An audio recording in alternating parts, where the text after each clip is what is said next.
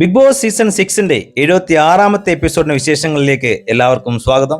Episode ആരംഭിക്കുക തന്നെ ഒരു ഓഞ്ഞ ടാസ്ക് ആയിട്ടാണ്. ബോണസ് പോയിന്റിന് വേണ്ടിയുള്ള ടാസ്ക്. ഒരു രസമില്ലാത്ത ടാസ്ക് ആയിരുന്നു. അതുകൊണ്ട് മൊത്തമായിട്ട് കണ്ടില്ല, സ്കിപ്പ് അടിച്ചിട്ടാണ് കണ്ടത്. അടുത്ത ജയിൽ നോമിനേഷൻ ആയിരുന്നു.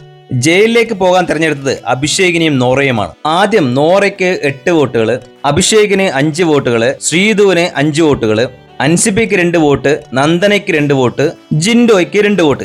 ഇങ്ങനെയാണ് വോട്ടുകൾ ലഭിച്ചത്. അപ്പൊ ബിഗ് ബോസ് പറഞ്ഞു തുല്യ വോട്ടുകൾ ലഭിച്ച അഭിഷേകും ശ്രീധുവും ഇതിൽ ഒരാളാണ് ജയിലിലേക്ക് പോകേണ്ടത്. 2 പേരോടും 1 മിനിറ്റ് വന്ന് സംസാരിക്കാൻ പറയുന്നു.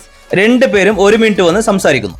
ജാസ്മിൻ ആദ്യം വോട്ട് ചെയ്തത് ശ്രീധുവിനായിരുന്നു. ഈ സംസാരത്തിനൊക്കെ ശേഷം ജാസ്മിൻ ശ്രീധുവിന് കൊടുത്ത വോട്ട് അഭിഷേകിലേക്ക് തിരിക്കുന്നു. അങ്ങനെ ജയിൽ നോമിനേഷനിലേക്ക് അഭിഷേകും നോറയും തെരഞ്ഞെടുക്കുന്നു. ഇത് കഴിഞ്ഞിട്ട് ജാസ്മിനും അഭിഷേകും തമ്മിൽ ഒരു വമ്പൻ അടി നടക്കുന്നു. അതിന് കാരണമായത് ജയിൽ നോമിനേഷൻ സമയത്ത് ഇവർ രണ്ടുപേരും സംസാരിക്കുന്നതിനിടയിൽ അപ്സരയും ജാസ്മിനും സിജുവും അഭിഷേകിനെ എതിർത്തുകൊണ്ട് സംസാരിക്കുന്നു. അഭിഷേക് സംസാരിക്കാത്തതിനെ കുറിച്ചും കാര്യങ്ങൾ ഇടപെടാത്തതിനെ കുറിച്ചും ഒക്കെ സംസാരിക്കുന്നു. ഇവർ പറഞ്ഞ കാര്യങ്ങളൊന്നും കുഴപ്പമില്ല, പക്ഷേ അഭിഷേക് പിടിച്ചു നിന്നത് എനിക്ക് ഭയങ്കരമായിട്ട് ഇഷ്ടപ്പെട്ടു. ഇവർ പറഞ്ഞ കാര്യങ്ങളിലേക്ക് കഴമ്പുണ്ട്. പല സമയത്തും അഭിഷേക് എല്ലാ പ്രശ്നങ്ങളും ഇടപെടാറില്ല, പക്ഷേ അഭിഷേകിന്റേതായ ഒരു പേഴ്സണാലിറ്റി ഉണ്ട്. അതിൽ അഭിഷേക് ഉറച്ചു തന്നെ നിൽക്കുകയാണ്. ഇത്രയും സ്ട്രോങ് ആയിട്ടുള്ള സിജോയും ജാസ്മിനും അപ്സരയും ഒക്കെ അഭിഷേകിനെതിരെ ചോദ്യശരങ്ങൾ ഉന്നയിക്കുമ്പോൾ അഭിഷേക് അത് പിടിച്ചു നിന്നു. അഭിഷേകിന് ഇങ്ങനെയും കളിക്കാൻ പറ്റും, പക്ഷെ അഭിഷേക് തെരഞ്ഞെടുക്കുന്ന ഗെയിം രീതി എന്ന് പറയുന്നത് ഡിഫറെന്റ് ആണ്. എല്ലാ വഴിയിലും പോയി കയറി പിടിക്കാതെ നീറ്റായിട്ട് കാര്യങ്ങൾ പറഞ്ഞ് അവസാനിപ്പിക്കാം. ഇത് ഇഷ്ടപ്പെടുന്നവരും ഉണ്ടാകും.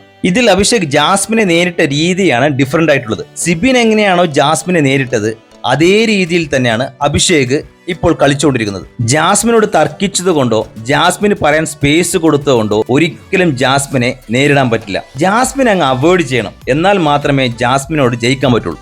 നീ ഗബ്രിയോട് പറഞ്ഞ കാര്യം സത്യമാണോ എന്ന് അഭിഷേക് ജാസ്മിനോട് ചോദിക്കുന്നുണ്ട്. അത് എന്താണ് കാര്യമെന്നത് അത് അഭിഷേകിന് മാത്രമേ അറിയൂ. എനിക്ക് തോന്നിയിട്ടുള്ളത് പുറത്ത് കല്യാണം ഉറപ്പിച്ച കാര്യം ജാസ്മിൻ ഗബ്രിയോട് പറഞ്ഞിട്ടില്ല.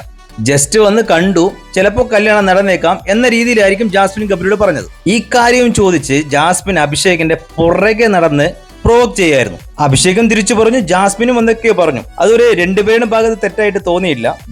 ജാസ്മിന്റെ ഭാഗം ന്യായീകരിക്കുകയും അഭിഷേകിന്റെ ഭാഗം ന്യായീകരിക്കുകയും ചെയ്തു. അങ്ങനെ ടിക്കറ്റ് ഫിനാലെ ബോണസ് പോയിന്റിനുള്ള ടാസ്കുകൾ അവസാനിച്ചു.